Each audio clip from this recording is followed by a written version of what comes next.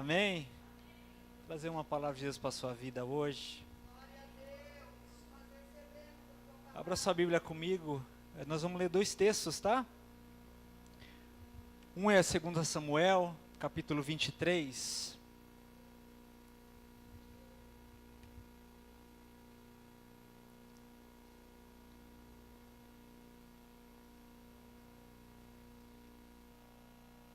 Segunda Samuel, capítulo 23, e o outro texto é um texto bem facinho, Abacuque.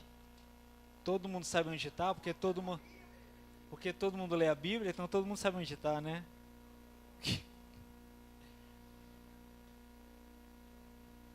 Samuel, capítulo 23, versículo 8 até o 12.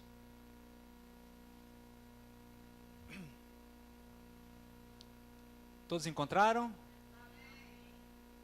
Eu ia fazer uma maldade com você, mas não vou fazer não, que Deus trouxe você aqui para ser liberto hoje, amém? Porque isso daqui deixa a gente preguiçoso, né? E você tem cara de pode balançar a cabeça que sim, né? Mas vamos ler. Diz assim a palavra do Senhor. Vamos falar sobre os valentes de Davi, amém? Estes são os nomes dos principais guerreiros ou dos principais valentes de Davi. Jabezão, um taqumonita, chefe de 3 guerreiros principais, que numa ocasião com uma lança enfrentou 800 homens numa mesma batalha e os matou. Depois dele, Eleazar, filho do Aioíta Dodô, era um dos 3 principais guerreiros e esteve com Davi quando os filisteus se reuniram em Pas-damim para uma batalha. Os israelitas recuaram, mas ele manteve a sua posição e feriu os filisteus até a sua mão ficar dormente e grudar na espada. O Senhor concedeu grande vitória a Israel naquele dia, e o exército voltou para onde Eleazar estava, mas somente para saquear os mortos. Depois dele, Samá, filho de Agé, de Ará, os filisteus reuniram-se em Leí, onde havia uma plantação de lentilha. O exército de Israel fugiu dos filisteus, mas Samá tomou posição no meio da plantação, defendeu-a e derrotou os filisteus. E o Senhor concedeu-lhe grande vitória. Agora o livro de Abacuque, um texto muito conhecido, Abacuque capítulo 3.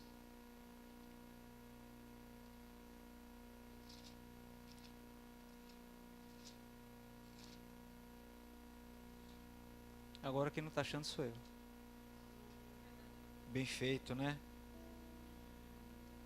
Fala, bem feito, pastor. Foi chamar minha atenção. Abacuque capítulo 3, versículo 1 e 2. Oração do profeta Abacuque, uma confissão. Senhor, ouvi falar da tua fama, tremo diante dos teus atos.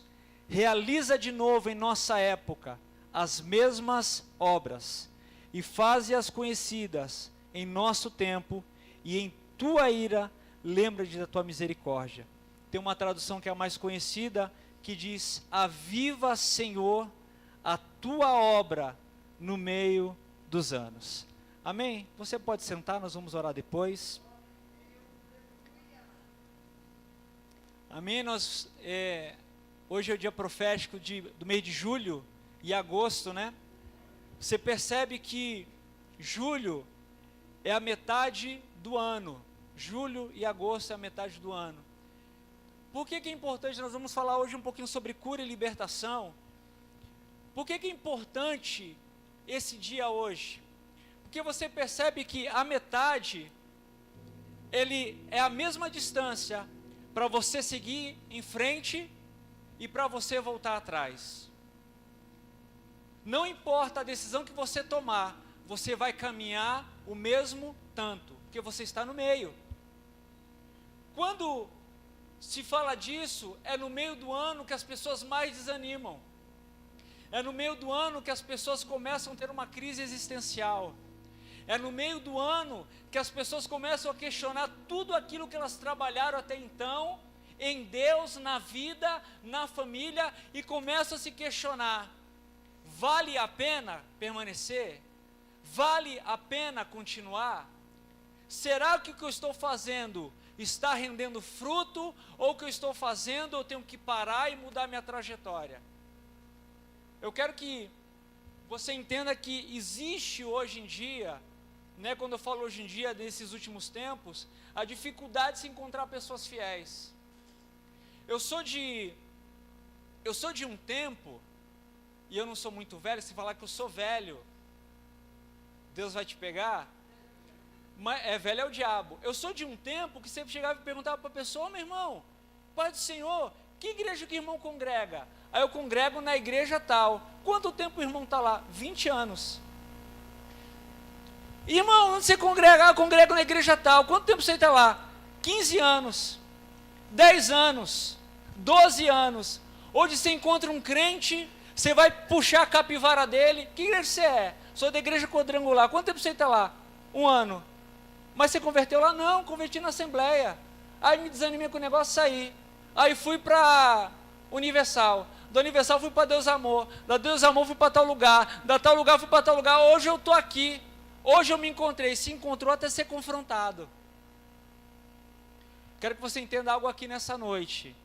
Sem confronto não há libertação. Se você não entender o ponto que você está falhando com Deus, com a sua liderança, não vai haver libertação, porque Deus não opera na desobediência. Pensei que eu ouvi um amém? Mas não tem problema não, que é isso que eu quero mesmo. Você percebe que o que hoje, para onde que eu vou? Eu vou onde eu me sinto bem. Aí quando a desculpa das pessoas é o quê? Eu saí de lá porque eu não me sentia bem. É assim ou não é? É verdade ou não é? Eu estava em tal lugar, mas aconteceu algumas coisas lá, não me senti bem. Eu vim para tal lugar, eu me senti acolhido. Só que eu quero falar algo para você. Às vezes a gente foge do confronto de um pastor, achando que a palavra veio do pastor, mas nós esquecemos que aquele que dirige a igreja é Deus através da vida do pastor. Você pode fugir do pastor, mas quando você for para outro lugar, Deus vai te pegar lá, vai te confrontar no mesmo pecado, vai te confrontar com a mesma palavra. Enquanto você não parar para ouvir, Deus não vai te libertar. Aí nós chegamos no meio do tempo, no meio do ano, nos sentimos desanimados, nos sentimos fracos, eu não sei. Aí nós começamos a dar desculpa e apontar culpados, mas nunca nos colocamos na culpa. O culpado é o pastor que tem uma palavra ruim. O culpado é o louvor que é ruim. O culpado é o som que é ruim. Mas eu não vejo que eu não oro, que eu não leio a Bíblia, que eu não busco a Deus, que eu não tenho uma vida de consagração, não tenho uma vida de santidade. Quem está me entendendo até aqui? Então é muito mais fácil eu mudar de lugar do que mudar de vida. E eu começo a falar que a culpa é das pessoas. Um outro problema é o que hoje nós temos acesso a tudo quanto é tipo de informação. É verdade ou não é? Se eu quiser saber de um texto, eu vou na internet, digito lá o texto que eu quero, sei o original grego, sei o original hebraico, sei quantos mestres, quantos doutores têm uma opinião sobre aquele assunto, então eu leio todos e tiro a minha própria conclusão. E o conhecimento enche o meu coração, e esse conhecimento me enche não só de, essa informação me enche não só de conhecimento, mas me enche também de soberba, porque o que eu aprendi não é assim, o que está sendo pregado está errado, porque o doutor fulano de tal falou que é assim, assim, assado, e isso vai enchendo o meu coração, e vai me afastando de Deus. Querido, a nossa capacidade de nos enfadarmos num local é muito maior do que nos animarmos. Você entende isso, sim ou não? A gente vem para a igreja e 1h30 de culto, no máximo 2, dia de ceia, é ou não é? Dá um cansaço, dá um sono, a gente só pensa na cama, a gente só pensa na janta, mas chega em casa a gente vai dormir 1h da manhã, 2h da manhã. Eu sei que você não faz isso, só eu, estou falando aqui de uma experiência minha. É verdade ou não é? Por quê? Porque isso é espiritual. Então, esse enfado faz eu constantemente buscar novidade. Por isso que eu falo, hoje eu não vou na igreja, porque eu preciso ouvir alguma coisa diferente, vou em outra igreja. Meu irmão, você pode ir lá e ser abençoado, não ouvir, mas por Deus você não é abençoado, porque você deixou o seu lugar de culto, você deixou o seu lugar de busca, você deixou o lugar que você é cuidado, para ir para outro lugar, porque você quer ouvir alguma coisa diferente. Se Deus não te confirmar o que você precisa, do altar de onde te alimenta, não vai ser de outro lugar que Deus vai fazer, porque Deus é um Deus de aliança. Escute isso, Deus é um Deus Deus não quebra aliança. Se você tem uma aliança com esse ministério, se você tem uma aliança com os pastores desse ministério, você pode ir para onde você quiser, Deus não vai falar com você, porque você está usurpando, você está quebrando uma aliança. Aí eu não entendo porque muitas coisas não acontecem na minha vida, porque você faz o que quer da sua vida.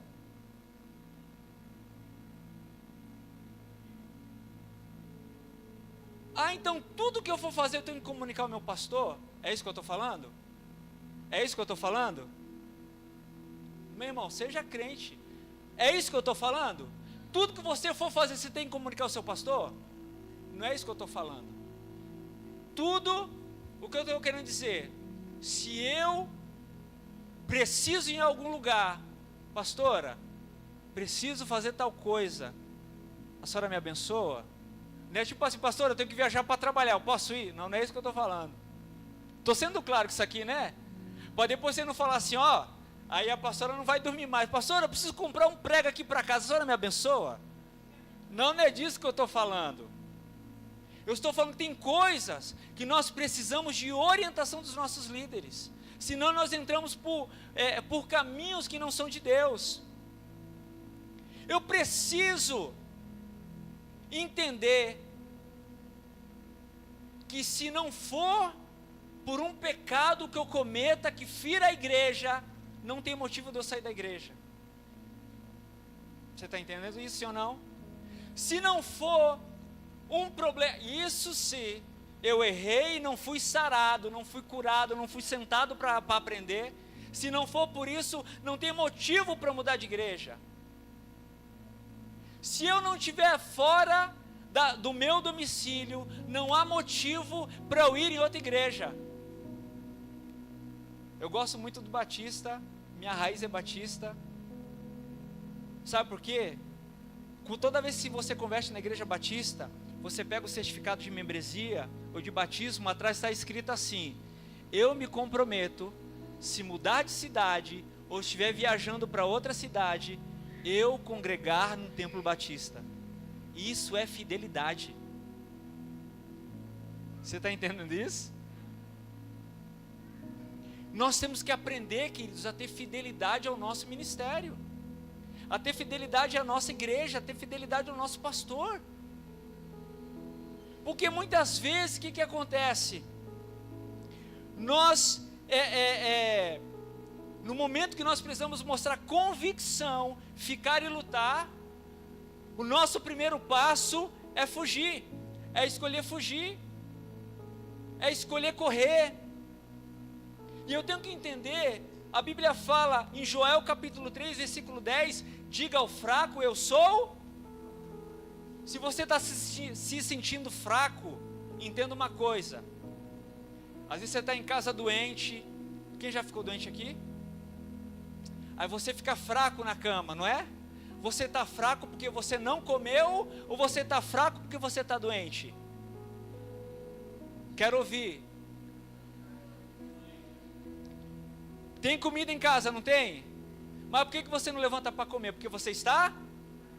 Se você não levantar para comer, se você não tomar da comida que te dão, você vai continuar fraco. E a culpa não é do cozinheiro, a culpa é sua que não quer comer. Quem me entende? Não, amém não. Eu entendo. Quem me entende? Isso, diga eu entendo. Meu avô costumava dizer o seguinte: nossa, meu avô, nordestino, morreu em Cristo. Falava assim: não se fazem mais homens como antigamente. E eu falo para você: não se fazem mais crente como antigamente. Não se faz mais discípulo como antigamente. Deus, em Isaías, ele faz um apelo: a quem enviarei? Quem há de ir por nós? Isaías, ele não pensou duas vezes, ele falou: Senhor, eis-me aqui, envia-me a mim.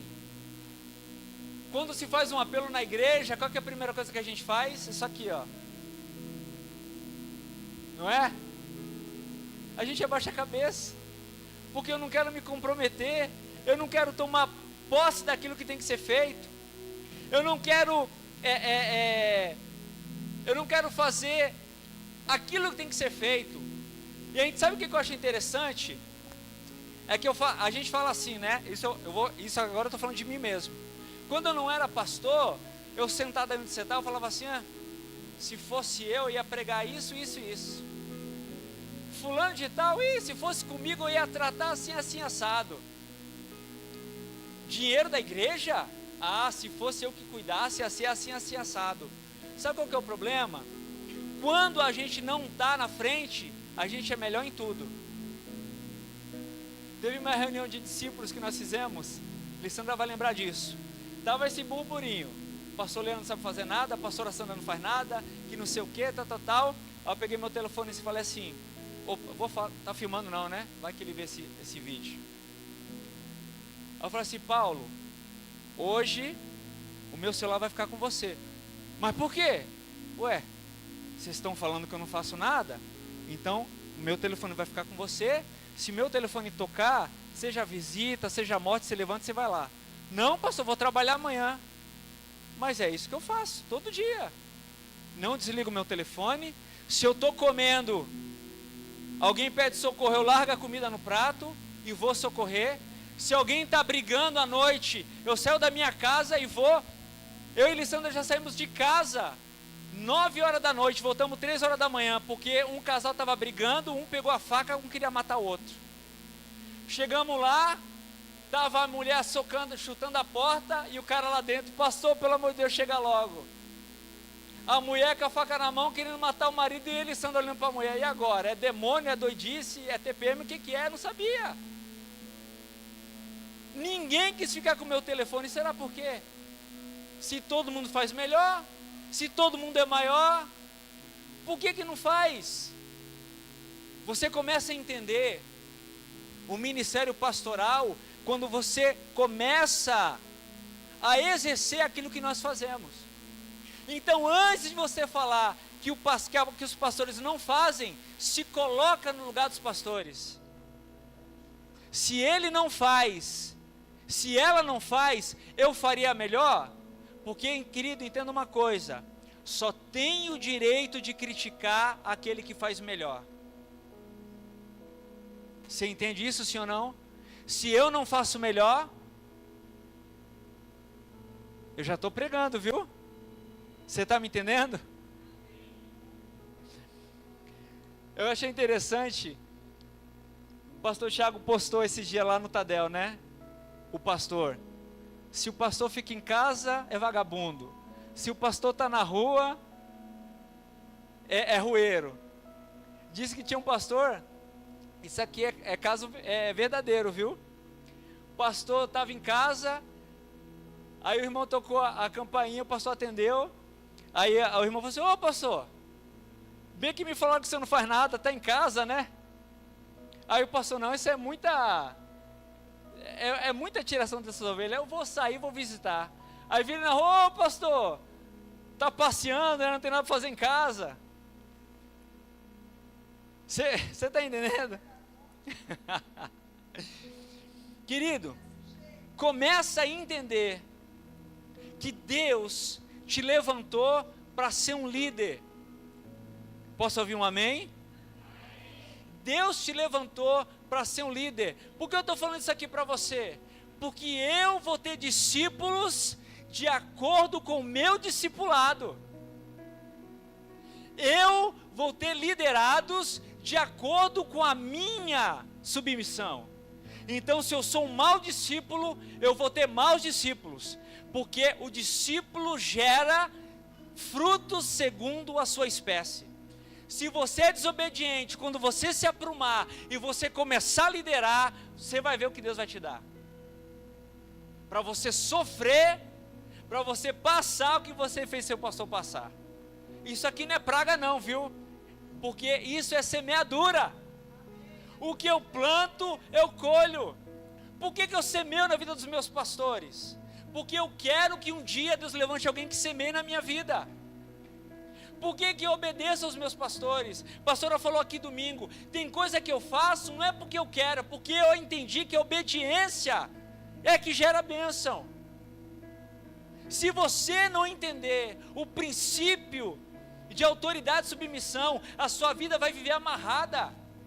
E você vai chegar no mês de julho, no mês de agosto, amarrado, preso, semeando muito e colhendo pouco, orando muito e tendo pouca resposta, jejuando muito e só perdendo peso. Quem está comigo até aqui? E olha só, por que eu estou falando isso? Porque quando eu entro num processo de obediência, eu começo a viver uma virada na minha vida. Eu começo a viver o sobrenatural de Deus na minha vida. Olha para os valentes de Davi. Quem que eram esses caras? A gente olha aqui em 2 Samuel, homens fantásticos, homens corajosos. Mas sabe onde Davi os encontrou? Você pega lá 1 Samuel capítulo 20, se não me falha a memória, salvo erro. Davi estava fugindo de Saul. E a Bíblia fala que Davi entrou numa caverna, numa cidade que tinha um homem chamado, o dono era Adulão. Davi entrou numa caverna e a Bíblia diz que aqueles que estavam oprimidos de espírito, aqueles que estavam endividados, aqueles que estavam em dificuldades, aqueles que viviam à margem da sociedade, todos eles se juntaram a Davi. Davi, imagina só, eu vou te falar, abre um parênteses aqui. No seu momento de maior dificuldade, é onde Deus vai te aproximar de pessoas que vão precisar do seu dom, da sua unção. Aí você vai falar assim: Senhor, esse camarada está abrindo a boca, rasgando a alma dele para mim, mas olha o meu estado, olha a minha situação. Davi estava fugindo de Saul, Davi não podia voltar para casa, Davi não podia ver os pais, Davi não podia ter uma vida saudável, porque Saul estava caçando Davi. E esses homens, esses endividados se juntaram com Davi, e Davi falou assim: mas o que eu vou dar para esses caras? Eu não sei o que Davi ministrou na vida desses homens, eu não sei, a Bíblia não fala o que Davi falou para eles naquela caverna, mas o que eu sei é que o que Davi falou transformou a vida deles e deu uma esperança. E diante dessa esperança, esses homens começaram a honrar a vida de Davi como rei, mesmo ele sem estar sendo ungido rei. Esses homens começaram a honrar a unção que havia sobre a vida de Davi, e Deus os exaltou sobremaneira. Eu quero falar algo para você: quando você aprender a honrar a sua liderança, quando você aprender a reconhecer Deus sobre a vida da sua liderança, do seu ministério, Deus vai te levar a um outro patamar de libertação. Estou falando de coisas naturais que geram coisas espirituais. Se você quer colher algo no Espírito, você tem que semear no Espírito. Dízimo e oferta são espirituais, por isso que tem dificuldade de ser executado. Oração e jejum são atos físicos com uma demanda espiritual, por isso que existe dificuldade. Quem está comigo até aqui? Você entende isso, sim ou não? Olha só,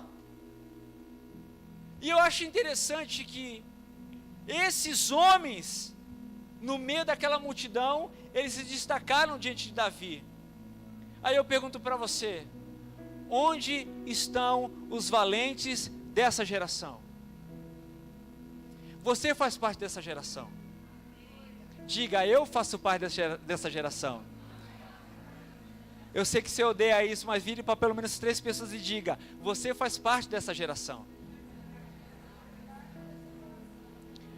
Aí eu te pergunto: o que te assegura ser um valente? Você fala assim, não, eu sou um valente, mas o que te assegura que você é um valente? O que é que comprova que você é um valente? Porque falar todo mundo fala, papel aceita tudo, não é?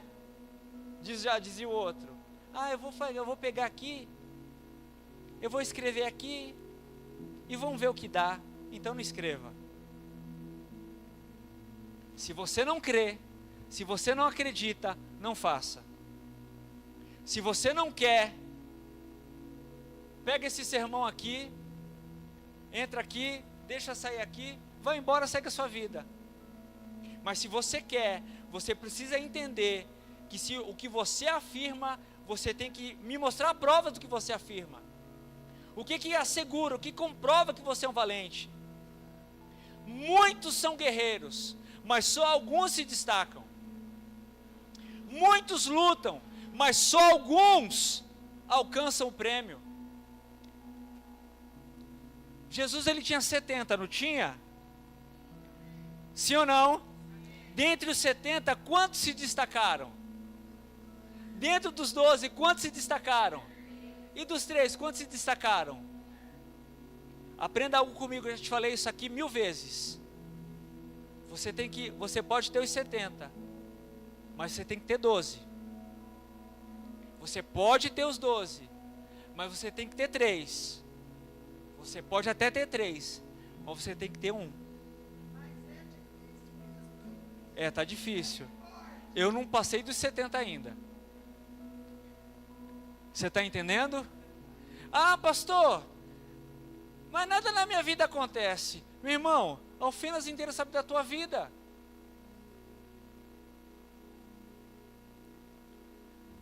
Pastora, recebi um aumento, 10 mil reais eu recebo, Jesus.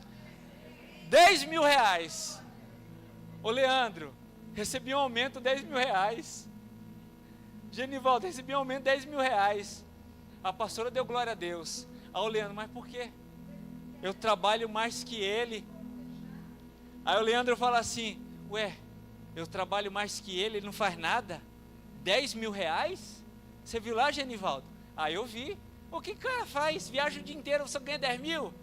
Quem tinha ganhar 10 mil é eu.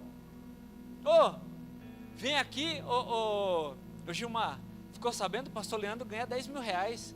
Tu acha justo? Aí o Gilmar fala, eu carrego o maço o dia inteiro, eu fico no sol o dia inteiro, e o Nelson me paga só 7 mil. Cadê o Nelson para dar glória também, Porque se o Nelson pagar 7 mil, imagina quanto que ele não ganha. Você está entendendo o que eu estou querendo dizer para você? Você tem coisas que você não pode falar para todo mundo. Porque eu quero falar algo para você aqui, não escandalize. Onde tem gente de tudo quanto é tipo. Nem todo mundo que está na igreja quer o seu bem. Ainda mais, meu irmão, quando está orando pela mesma coisa. Está orando pela mesma coisa há mais tempo e você recebe primeiro. Olha, eu que sou pastor, carnição, fico assim, imagine você. Tem vezes que eu falo assim, meu Deus, que mistério que é esse? Eu estou orando tanto tempo, a bênção não sai para mim, o fulano começou a orar, agora saiu para ele. Seja sincero, é verdade ou não é? Agora imagina quando você fala para alguém que não tem o temor de Deus. Você precisa aprender isso. Agora olha só, Davi tinha esses 3 como principal guerreiro deles. Olha o tamanho do amor que esses homens tinham por Davi. A Bíblia fala num outro texto, Deus me trouxe à mente agora, são os mesmos homens. Davi parou na entrada da tenda assim, suspirou, falou assim, meu Deus, que saudade eu estou de beber da cisterna de Belém. Aquela água tão saborosa, como eu queria beber da cisterna de Belém. E naquela ocasião, os filisteus tomaram conta da cidade de Davi, tomaram conta de Belém. Sabe o que a Bíblia fala? Que esses 3 homens se juntaram, se colocaram um disfarce e de madrugada foram no meio do arraial, pegaram água da cisterna de Belém, levaram para Davi, falaram assim, meu senhor, aqui está a água que você desejou. Ele falou assim, mas que negócio que é esse? Nós ouvimos ontem você orando, pedindo água, pedindo a Deus a água da cisterna de Davi. Sabe o que Davi fez? diante de Deus eu derramo essa água, porque essa água tem o custo do sangue dos meus servos. Olha só, não é honrar, isso não é honrar um líder. Não é isso que é honrar um líder, não é isso que é ser um valente. Trabalhar para ver o coração do líder, para ver o sonho do ministério realizado. Nós precisamos entender, queridos, tudo que eu estou falando para você aqui, tem um fundamento, tem um propósito. Você quer chegar no meio do ano com toda a sua força, você quer chegar no meio do ano com a força de Josué, falando, ó, se for possível, eu vivo mais um ano de novo, mas eu estou valente, eu estou forte, eu quero o pior lugar para eu conquistar. Foi essa a visão de Josué. Quem está comigo aqui? E eu quero, e quais são as características de um valente? Eu quero falar de 3 rapidamente. 3 características de um valente de Deus. Quantos são valentes de Deus? Então você tem que ter essas características. Se você não tem, você tem que buscar essas características. Coragem em nome de uma causa. Se você decidiu viver debaixo do cajado de um pastoreio, você precisa abraçar a causa que você está debaixo, que você está sobre a cobertura.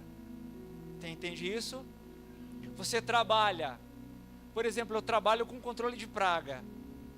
Eu estou lá para fazer controle de praga. Eu vou chegar lá, se não quer saber, vou vender Rinodê. Eu tenho que estar debaixo daquele propósito. Você entende isso, sim ou não? Coragem em nome de uma causa. Olha só o versículo 8 de 2 Samuel. A Bíblia fala que Jabezão enfrentou aqueles homens. Eu vejo em Jabezão um amor pelo seu líder. E acima de tudo, eu vejo nele um amor pelo seu país, porque ele lutou por Israel. Eu estava falando muito dos batistas, né? Meu irmão, para você tirar um batista da igreja batista, você tem que ser muito crente, que ele não sai. Ele nasce batista, ele morre batista, porque ele ama ser batista. Você tem que amar ser quadrangular. Se você não amar ser quadrangular, meu irmão, sinto te informar, você está perdendo tempo aqui. Se eu estou aqui, é porque eu aprendi, quer dizer, eu estou aprendendo a ser quadrangular. Imagina eu estou aqui, não, eu sou batista, isso aí... Não concordo não, eu sou batista. Não, eu sou batista, mas na igreja batista. Quem me entende? Ele amava o seu país. E olha só, ninguém luta sem um propósito. A Bíblia fala que com uma lança ele enfrentou 800 homens. Algumas lições que eu aprendo aqui. Eu tenho que ter um propósito. Eu tenho que ter um alvo. 1 Coríntios capítulo 9, versículo 26. Paulo fala o seguinte: eu corro, não como quem corre sem alvo, e eu não luto como quem esmurra o ar. Você tem um propósito nesse lugar? Não sei, você que está respondendo. Você tem um propósito nesse lugar? Você tem que ter um propósito. Porque se você não tem um propósito, você é empurrado para tudo quanto é lado. Você tem que ter um propósito. Jabezão, ele tinha um propósito: fazer Israel avançar a todo custo, ao ponto de pôr a sua própria vida em risco. Olha só, ele enfrentou 800 homens com uma lança. Pensa num homem de coragem. E eu aprendo 3 coisas aqui. Vença os seus inimigos de longe. Vença os seus inimigos de um lugar que eles não podem encostar a você. Sabe o que Jesus fala?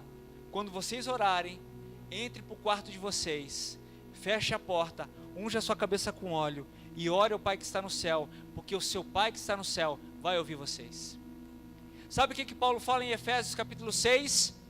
A nossa luta não é contra carne e nem sangue, mas é contra os principados, potestades, dominadores desse mundo tenebroso. Às vezes nós lutamos contra pessoas. Não lute contra pessoas. Vença as suas guerras em oração. Vença as suas guerras de longe.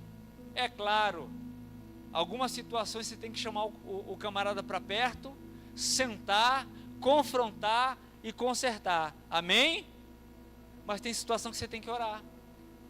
Vença as suas lutas de longe. Não se intimide com o desafio. Jabes não tinha 800 homens vindo contra ele. Às vezes você olha um desafio, você acha intimidador. Não, eu não vou fazer isso, que isso não é para mim. Não se intimide com o desafio. Você é um valente em Deus, lembra o que você falou? Não se intimide com o desafio que você tem. A terceira lição que eu aprendo: conclua tudo o que você se propõe a fazer. Vou falar algo para você aqui, que eu ouvi na década de 90, nossa, sou velho demais, né? Num congresso que eu fiz, numa igreja, ó, tá vendo? Eu jogando mais velhice na minha cabeça, né? No ano 2000, eu lembro que a Alicina estava grávida da Maria Eduarda. Nós ouvimos alguns irmãos chamados de uma igreja de São Paulo chamada Luz para as Nações. E eles fizeram uma ministração. E na ministração de cura e libertação, eles quebraram espírito de aborto na vida daqueles que estavam lá. O que é espírito de aborto? É aquela pessoa que começa a fazer uma coisa e larga. Se propõe a fazer uma, pastora, deixa comigo. Quando a pastora vai procurar, cadê o camarada? Parou de fazer. Acha que está sendo feito? Não está sendo feito. Começou a orar? Não termina. Começa um propósito, não termina. Esse espírito de aborto precisa ser quebrado hoje. A pessoa começa o ano, faz uma resolução. Esse ano eu vou emagrecer. No primeiro dia de janeiro não dá, né? Porque tem churrasco. Senhor, o senhor entende. Primeiro dia tem que comer, acabar com a ceia de ontem. Segundo dia eu começo. Não, mas ainda tem a farofa que dá para fazer com a carne que sobrou. Amanhã eu começo.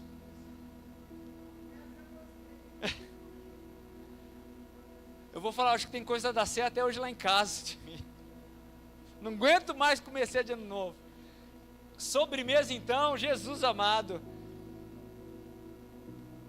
Não, ó Senhor, esse ano eu vou entrar na academia. Entrou mesmo para perguntar o preço, saiu. Senhor, esse ano eu vou orar todo dia. Senhor, hoje não deu porque eu cheguei cansado. Senhor, hoje não deu porque amanhã eu tenho que levantar cedo.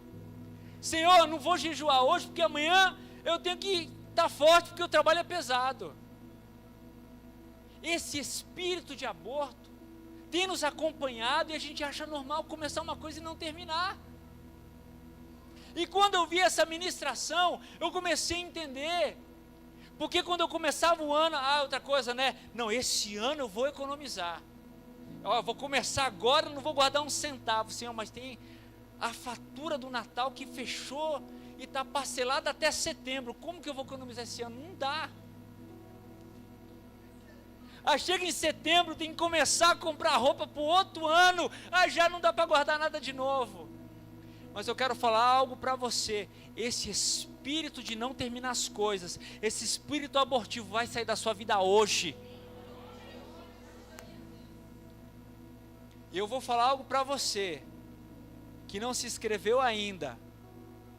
Fique de pé na sala, mas faça a administração de José. Meu nome já está lá. Faça. Você não vai perder, meu irmão. Eu vou falar um negócio para você. Eu conversei com o Josimar e conversei com o pastor Tiago algumas coisinhas, a minha vida já fez assim, ó. E olha que eu nem ouvi tudo, hein? Pincelou. 2 horas de conversa, né, Josimar? Fique de pé, fique na porta, mas faça.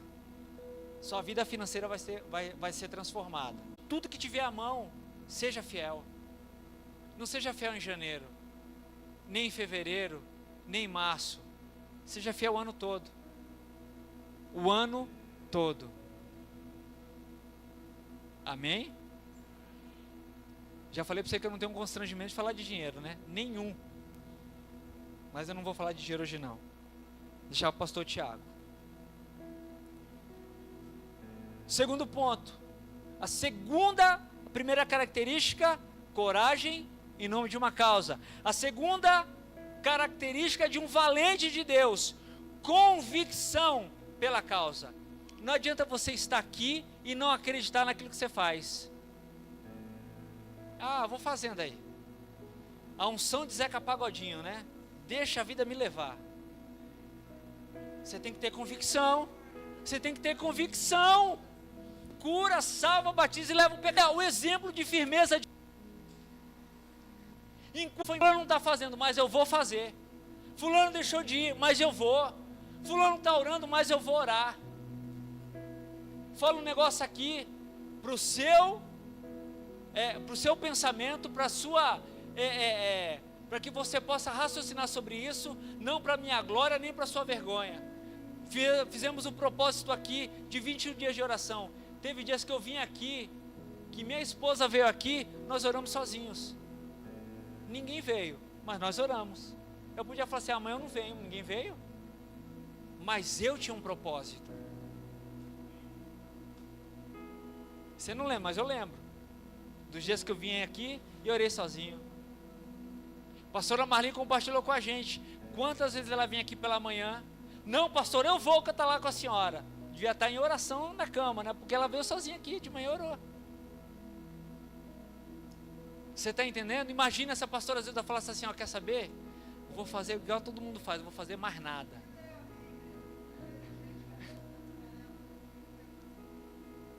Você está entendendo? A gente pergunta assim, mas por que minha vida está amarrada? Por que as coisas na minha vida não vai para frente? Por que as coisas começam e não andam?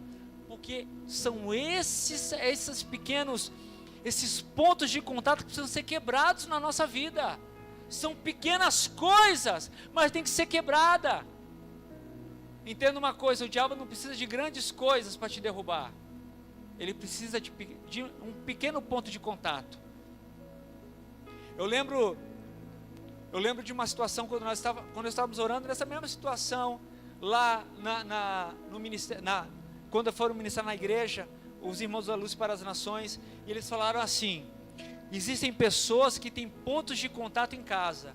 O que era isso? Sabe o que é patuar? Sabe o que é patuar? Quem sabe? É uns negocinhos assim, ó. Ah, não é nada. Não é nada. E teve irmão que falou assim, Senhor, o que é isso? E o Espírito incomodou. E ela foi lá na gaveta, tinha uma figa desse tamanho, um chaveirinho na gaveta dela. E ela trouxe para a igreja, mesmo jeito que a pastora fez, pediu, trouxeram para a igreja. E ela falou assim, meu irmão, mas isso daqui faz diferença? Faz. Porque são legalidades que o diabo tem. Um presente que você ganhou.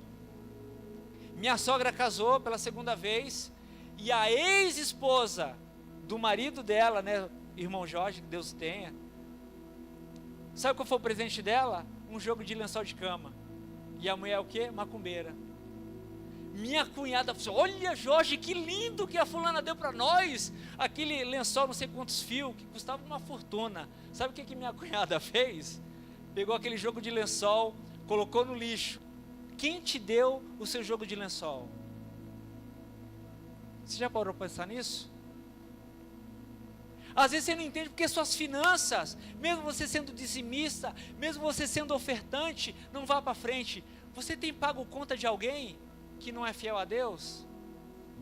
Porque quando eu socorro quem Deus está tratando, o tratamento de Deus passa para mim.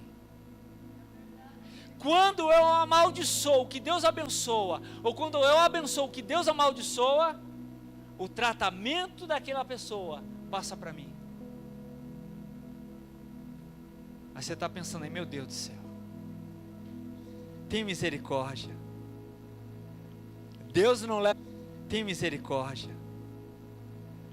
Deus não leva em consideração o tempo da ignorância, amém? Então nós vamos quebrar isso hoje. Isso é convicção.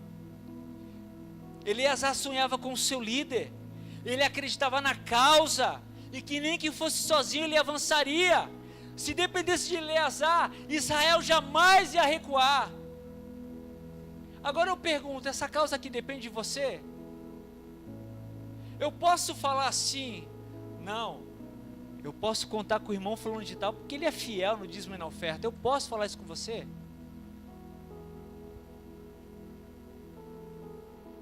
Ou será que quando apertar a conta do cartão você fala assim, não, Senhor, o cartão é mais importante, depois eu entrego o dízimo? Quem está comigo até aqui? Eu estou falando assim, de dízimo e oferta, porque, entenda uma coisa, queridos, a Bíblia fala, eu falo isso com muito temor e com muito tremor, a Bíblia fala que aquele que não entrega o seu dízimo nem a sua oferta, ele rouba a Deus, e Deus não tem compromisso com quem não tem compromisso com Ele. Eu vou falar um negócio para você, né? Mesmo que eu não termine o sermão, não tem problema, por causa do horário, eu ainda quero orar. Eu sei que às vezes a gente preocupa com muitas coisas, a gente deixa de ser fiel por conta da nossa má administração. Você entende? Não é certo você pegar o que é de Deus e entregar para outra pessoa. E não é certo você pegar o que é de outra pessoa e entregar para Deus. Você fez os seus compromissos, você precisa aprender a administrar o seu dinheiro. Quem está comigo?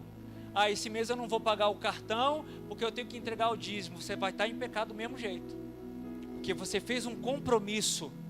Ah, eu já ouvi crente falar isso, mas o cartão tem mais dinheiro que eu. Mas você não fez. Quando você pega um cartão de crédito, você assina um contrato, e contrato é uma Deus é um Deus de aliança, Deus não quebra aliança. Então quando você deixa de pagar a sua conta, você está quebrando uma aliança, você está em pecado do mesmo jeito. O que eu tenho que fazer, pastor? Você tem que aprender a administrar as suas finanças. Quem está comigo até aqui? É fácil? Não é. Para eu chegar onde eu cheguei, e olha que eu não tenho muito dinheiro, eu ralei muito, e hoje ainda estou assim, ó, no limite. Se eu não segurar, dona Elissandra, ela fala que eu sou mão de vaca. Não é mão de vaca, eu penso amanhã. Não. Você está entendendo isso, sim ou não? Faça um propósito com Deus. Faça um propósito com Deus. Você não perde.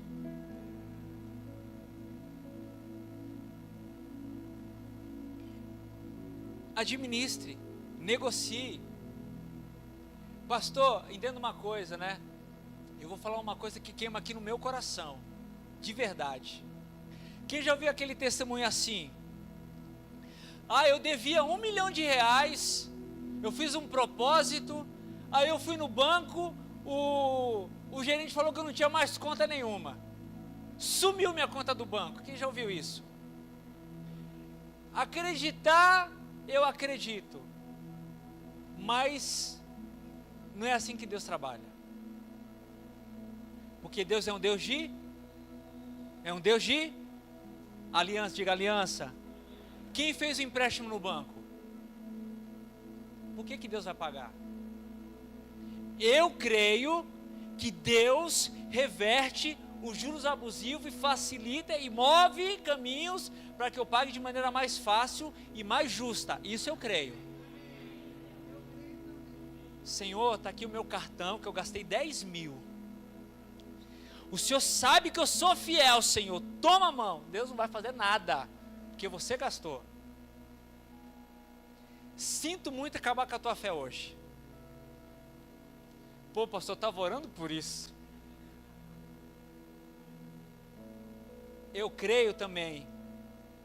Eu fiz uma conta, fiquei doente, não tive como pagar. Aí eu creio que Deus paga. Amém? Eu fiz uma conta, estava trabalhando e do nada a empresa me mandou embora. Eu creio que Deus paga. Agora eu estou trabalhando, fiz o empréstimo sem precisar, gastei a torta direito. Deus vai pagar? Não, não vai. Sinto muito acabar com a tua fé hoje. Deus não paga. Amém? A falta de amém conota que você estava orando por isso, né? Mas vamos embora.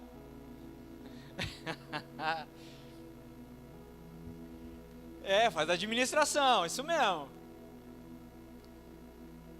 3 lições que eu aprendo, meu Deus do céu, com Eleazar.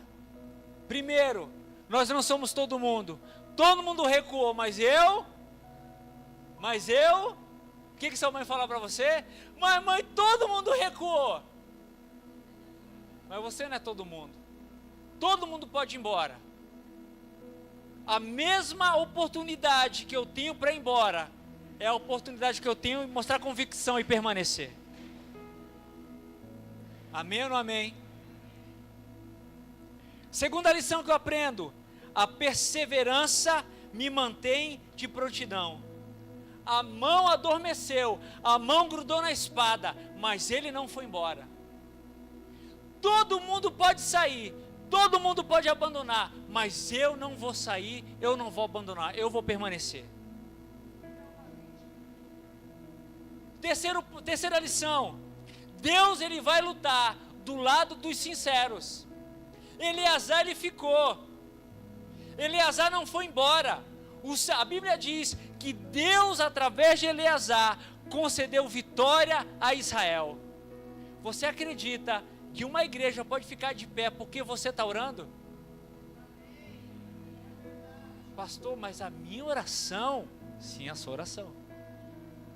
Você sabia que essa mulher só está de pé porque você ora? A minha oração? Sim, a sua oração. Deus concede vitórias poderosas através daquele que se dispõe. Aí é uma coisa que eu aprendo: Eleazar venceu, o exército fugiu. Quando foi na hora de saquear, Eleazar descansou e o exército trabalhou. Quem não luta, quem não se dispõe a lutar, é obrigado a trabalhar. Você entende isso? Quem foge tem que voltar para trabalhar. Terceira e última característica de um valente, e assim nós oramos. A primeira característica qual que é? Diga: coragem em nome de uma causa. Segunda característica: convicção em nome de uma causa. Terceira característica: posicionamento em nome de uma causa. Eu tenho que ter coragem, eu tenho que ter convicção, mas eu também tenho que ter posicionamento. Não adianta falar que eu acredito, não adianta falar que eu faço, se eu não me posiciono. A minha prática não pode diferir do meu discurso. Samar, ele tomou posicionamento. Eu não vou para onde eu quero ir, eu vou para onde eu sou necessário. Quem me entende? Eu queria estar em um monte de lugar, mas eu sou necessário aqui. Eu queria, às vezes o meu coração bate e eu falo assim: quer saber? Eu acho que para mim Alfenas já deu. Eu vou embora de Alfenas. Aí eu lembro, Deus me trouxe para Alfenas. Se Deus me trouxe para Alfenas, é porque eu sou necessário em Alfenas. Guarujá poderia precisar de mim? Poderia, mas Deus me trouxe para Alfenas, porque eu sou necessário em Alfenas. Você não vai para onde você quer ir, você vai para onde Deus acha que você é necessário. Você está no lugar que Deus te colocou para estar. De novo Israel fugiu. Samar foi para o meio da plantação. Por que ele não foi para o canto? Por que ele não foi para frente? Por que ele não foi para trás? Porque no meio ele tinha uma visão geral da plantação. No meio ele tinha uma visão geral da situação. Você quer saber do que a igreja precisa? Você quer saber de onde você é necessário? Se coloque no lugar onde você consegue enxergar todos os pontos. Se posicione. Ele defendeu a causa. Agora eu pergunto para você, você defende a sua igreja? Você defende o seu pastor? Se hoje eu falasse assim, tivesse esse poder, Senhor, coloca todas as conversas que nós temos na nossa casa a respeito do nosso pastor aqui, quem ficaria sentado?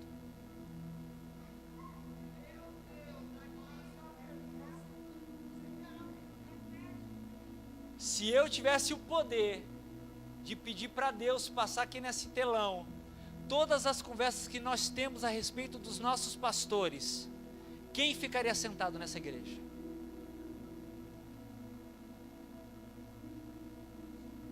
Entenda uma coisa, quando eu falo mal do meu líder, eu estou falando mal de Deus, porque ele é representante de Deus na terra.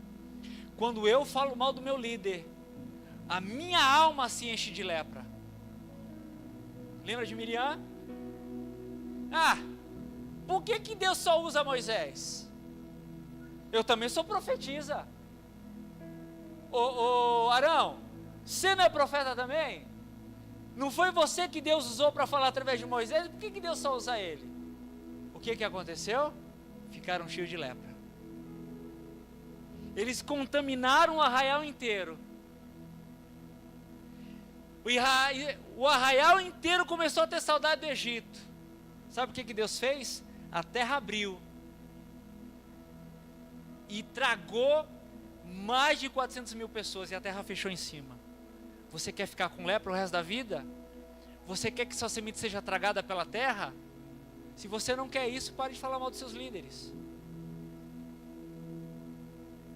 Eu falei que Deus ia te confrontar nessa noite, porque sem confronto não tem libertação. Meu irmão, eu vou falar um negócio para você, porque é constrangedor para quem ouve e é constrangedor para quem fala. Se você falou no secreto, peça perdão em secreto. Não vem aqui, pastora, falei tão mal da senhora no domingo.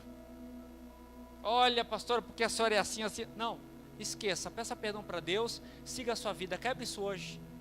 Mude a sua postura. Quem está comigo até aqui?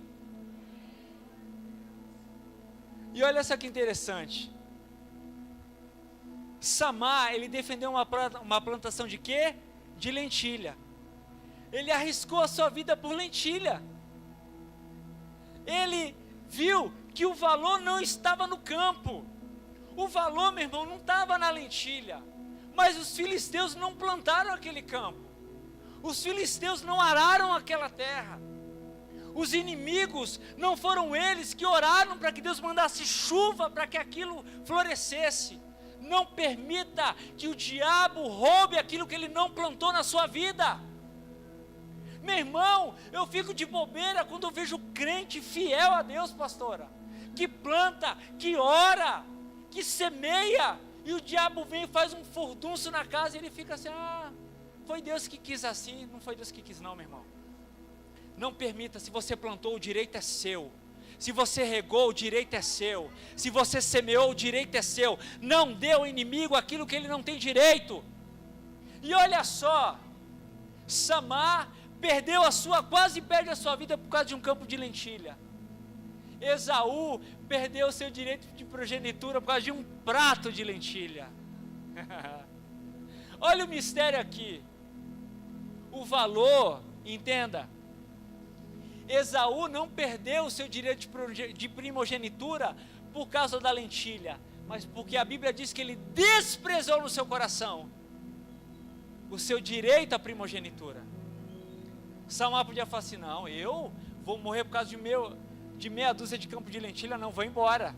Não, você acha que eu vou deixar o diabo roubar a minha semente?